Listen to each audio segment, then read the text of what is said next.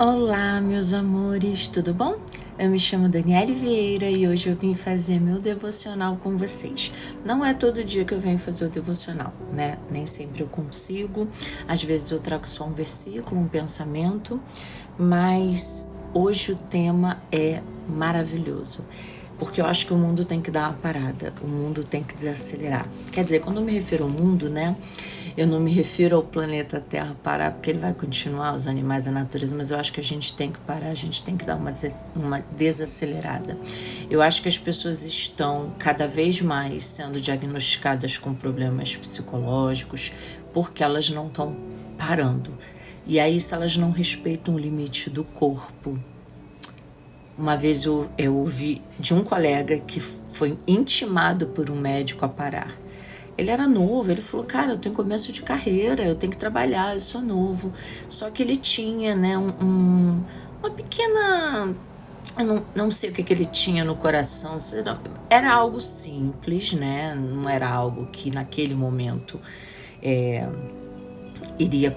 era algo que ele poderia conviver a vida inteira com isso. Só que ao ouvir o relato da vida dele, a primeira coisa que o médico falou, depois de ouvir tudo, é: ou você para, ou a vida vai te parar. E, de fato, assim, ele parou, mas ele reconhece que precisava, né? Ele desacelerou, ele diminuiu a quantidade de escolas que ele trabalhava e ele viu, porque quando a gente está dentro desse ciclo, né, de trabalho, a gente não percebe que está trabalhando muito. Quando a gente descansa, é que a gente entende que o corpo precisa descansar. E muitos nem isso, se sentem culpados por descansar. E aí eu vou mostrar para você, que é o workaholic, sei lá, acho que é esse o nome que dão para pessoas que trabalham. Alguns são por necessidade. Eu não estou trabalhando aqui, não estou abordando aqui esse tema para pessoas que ganham muito pouco e às vezes precisam complementar a sua renda para ter o básico. Não estou falando dessas pessoas. Eu estou falando das pessoas que têm o que precisam, mas ainda assim elas estão o tempo todo buscando algo para fazer. Nunca tem folga. Isso acontece muito com o professor, porque ele tem uma agenda onde ele pode trabalhar manhã, tarde e noite. E na maioria das vezes, né, por questões financeiras, o professor ele trabalha manhã, tarde e noite, quase todos os dias, às vezes todos os dias. E quando no final de semana ele não pega um serviço extra, por exemplo, num cursinho de pré-vestibular ou num cursinho próprio, né? Às vezes a pessoa abre a própria empresa. E assim, às vezes a pessoa tem, sei lá, uma manhã. E aí o professor tem o hábito de falar, eu falava muito isso com os meus colegas. Eu tenho uma manhã livre. Não, você não tem uma manhã livre, você tem uma manhã para dar conta de todo esse trabalho. Nem para descanso ela é, quanto mais livre. Porque o maior trabalho do professor é em casa. É elaborando material, é elaborando técnicas e metodologias diferentes, é corrigindo, elaborando provas, corrigindo essas provas. Então, uma manhã é pouco, mas a gente chama de manhã livre. E pior, se pedirem essa manhã, a gente dá. Eu já fiz muito isso e a vida me parou. Se você não sabe, para quem tá me acompanhando, sabe que eu tô numa fase onde eu fui afastada das minhas funções por necessidade. E não é o foco do vídeo, mas se você quiser ver, em outros vídeos eu relato o meu problema e tudo. Mas enfim, assim, é pra ontem que as pessoas... Esse vídeo tinha que chegar em milhões de pessoas pra você falar assim, ó, para, você precisa descansar. Mas eu sou do lar, precisa descansar. Não, mas eu trabalho, sei lá, eu escolho meu horário de trabalho. Então escolha um horário de trabalho onde, neste horário, na sua lista de prioridades, esteja você e seu descanso. O único parar que a gente não pode fazer é de ser mãe, para quem é mãe e pai.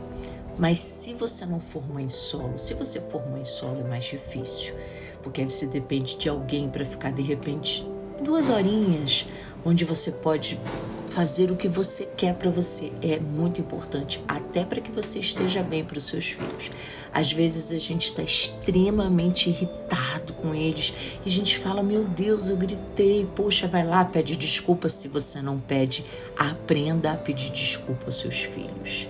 Isso não vai tirar a sua autoridade, pelo contrário, vai mostrar humanidade e você vai ganhar mais ainda o respeito dos seus filhos, porque aí você não fica tão distante deles, sabe? O detentor da sabedoria, aquele que tudo sabe, não se coloque nesse lugar, porque você cria um afastamento entre você e seu filho. Mas quem não é mãe solo pode pegar um sábadozinho, um pedacinho do sábado, pedir para o pai ficar com os filhos, ou filho, ou filhos, e você cuidar de si. A gente precisa se colocar na nossa lista de prioridades. Tem um vídeo aqui também que eu falo em que lugar, mais ou menos esse é o nome, em que lugar você está na sua lista de prioridades. E quando de fato você faz essa reflexão, você descobre que muitas das vezes você nem está nessa lista. Já é ruim quando você está na lista e está em 4º lugar, em 6º lugar. Isso é péssimo. Agora, eu não consigo nem classificar quando você não entra nessa lista. Mas vamos para o texto. O título é, hoje é dia 28 de maio de 2024. O título é Um Dia para Descansar. A base bíblica está em Êxodo 23, dos versículos 10 ao 13. Que diz assim, 6 anos semearás tua terra e recolherás os seus frutos. Mas no 7º ano a deixarás descansar e ficar em repouso, para que os pobres do teu povo possam comer e do que estes deixarem comam os animais do campo. Assim farás com a tua vinha e com o teu olival. Então eles podiam produzir por 6 anos, mas o 7º era o tempo de descanso da terra, né? Quando a gente planta, o que você plantou tira nutrientes da terra. Então, se você não deixar essa terra se recompor, vai chegar um momento que as plantações não vão ter mais o rendimento que tinham antes, porque ela já não tem mais tanto nutriente, porque você não permite que ela se recupere. Então, a terra de plantio precisa. Nesse caso, além do descanso da terra, era um momento onde os pobres, na época, poderiam fazer pequenos plantios, comer e dar para os seus animais, né? 6 dias, está no 12, 6 dias farás os teus trabalhos, mas ao 7º dia descansarás. É bíblico. Se você não está descansando, você está em pecado. Se você não for cristão e não acredita nisso, não tem problema nenhum. Mas se você não descansar, você vai parar.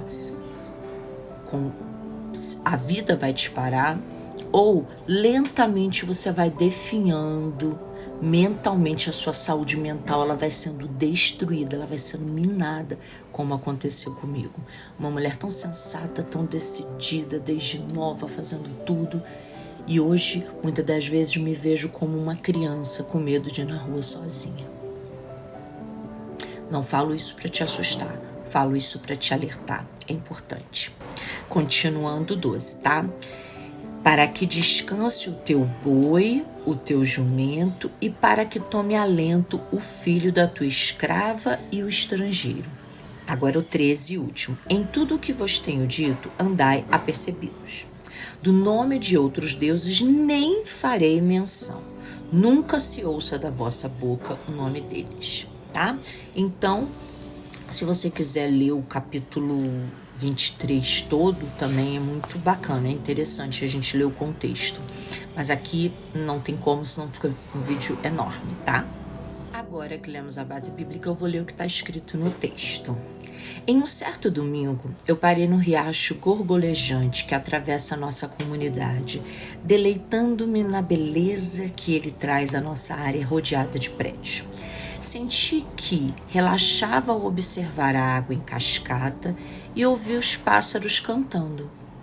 Eu parei para agradecer ao Senhor pelo modo como Ele nos ajuda a encontrar descanso para a nossa alma. O Senhor instituiu o sábado, um tempo para descanso e renovo para o seu povo no antigo Oriente Médio, porque ele queria que prosperassem. Como vemos no livro de Êxodo, o Senhor os chama para semear em seus campos por 6 anos e descansar no 7º, assim também como os 6 dias de trabalho e o descanso no 7º. Podemos aguardar o nosso dia de descanso com expectativa e criatividade, recebendo bem a chance de adorar e fazer algo que alimente a nossa alma, o que poderá variar segundo as nossas preferências. Como podemos redescobrir a beleza e a riqueza de separarmos um dia para descansar, caso não tenhamos essa prática? Fica essa reflexão. Nesse dia de descanso, não faça nada na sua casa. Procure deixar tudo organizado, separe essas tarefas ao longo do dia. A tarefa de casa, se você cuida da casa, se você não tem um trabalho fora, na maioria das vezes ela o trabalho da casa é realizado mais por essa pessoa, seja a mulher ou o homem que fica em casa, né? Mas isso não significa que você é uma escrava da família. As pessoas não são convidadas na sua casa, são moradores. E se são moradores, usufruem da casa, devem ter responsabilidades, tanto marido quanto filho. Porque se você trabalhar 6 dias na casa, significa que você não vai ter quase nenhum descanso. Você vai fazer pequenas pausas, porque a casa exige muito da gente, principalmente se você tem filho pequeno. Então, o que acontece?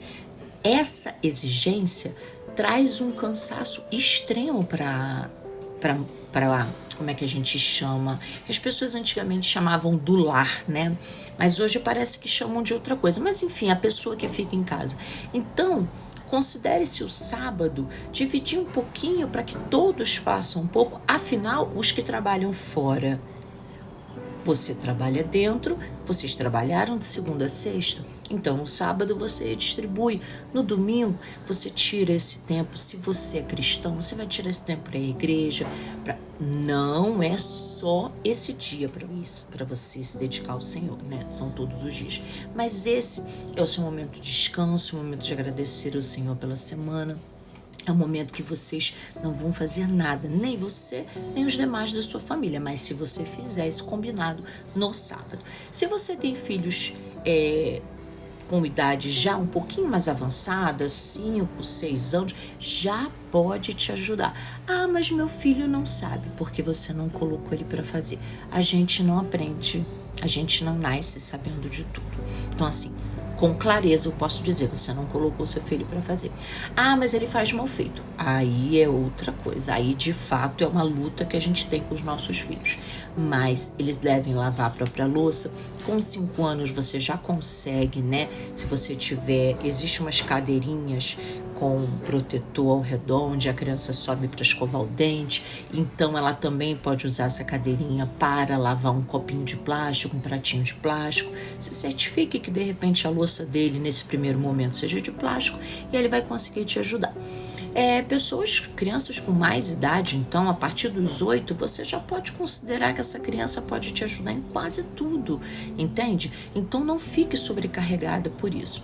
E separe um dia, que é o 7º, para o seu descanso. Se você não é cristão e não acredita, por exemplo, nessa coisa do ir à igreja, cultuar a Deus, ou tem a sua própria, uma outra religião que você cultua, outra coisa, e aqui nós temos um espaço seguro. Vocês sabem que eu sou cristã, vocês sabem, né, à medida que eu vou passando para vocês em que eu acredito, mas eu ouço com muito respeito as outras pessoas com outras religiões que têm outras práticas, entende? Então, se você não é cristã, não tem que ter ir na igreja no domingo e tudo, então, mas que você tire para descansar, é extremamente importante. Então, se tudo fica... e se a mulher trabalha fora, aí que a mulher vira escrava mesmo, porque aí ela tem 3 turnos, 4 turnos, né? Porque ela trabalha fora, ela tem que cuidar da casa, tem que cuidar dos filhos. Não, ela não tem que nada. Se ela trabalha fora, marido também, aí que a situação muda, porque aí no sábado é tudo dividido conforme as habilidades de cada um. Porque também não adianta você pegar e passar para o seu marido algo que ele não sabe fazer agora. Você tem que estar disposta Se ele quiser aprender, você tem que estar disposta a ensinar, ou você opta por fazer aquilo, passar para ele aquilo que ele já sabe fazer, onde ele vai fazer com tranquilidade e vai poder te ajudar. Bem, esse vídeo, na verdade eu fui falando outras coisas, dando pequenas dicas, mas eu acho que essas coisas precisam de um vídeo à parte. Aqui o foco é descanse. E não é só no 7º dia não, tá? Faça pequenas pausas ao longo do seu dia. Se você conseguir, isso para quem está dentro de casa e para quem trabalha fora de casa. Se você conseguir, faça um pequeno alongamento. Se você ficar muito tempo sentada, é extremamente importante para a circulação que você se movimente. Se você ficar muito tempo em pé, é importante que de tempo em tempo você sente um pouco. Se você ficar muito tempo sentada, você vai fazer o inverso, você vai ficar em pé. Você dá uma andada, vai tomar um chazinho, evite o café. Tem muita gente que utiliza o café em porções pequenas, mas em várias vezes ao longo do dia. Isso não faz bem, né? Principalmente o café depois das 3, 4 horas da tarde, se eu não me engano. Tem neurocientistas que abordam esse tema e falam que o ideal é que o café não passe das 2 da tarde. Esse é o ideal. Ah, mas eu quero lanchar. Então tá bom, vai até as 3, no máximo 4. Se passar de 4, ele vai interromper o seu sono, ele vai atrapalhar. Aí muitas pessoas falam, mas eu tomo café e depois eu vou dormir. Tá, só que você não sabe como foi o seu sono. Você pode fechar o olho e acordar no outro dia, como eu faço. Só que o meu sono não é de qualidade, mesmo tomando esse cuidado com o café. Eu devo ter outros problemas que interrompem, que faz com que eu não entre em sono profundo, que eu não tenha o sono REM de qualidade, e tudo isso vai me atrapalhar, como tem me atrapalhado. Mas aí eu tô cuidando de uma parte de cada vez.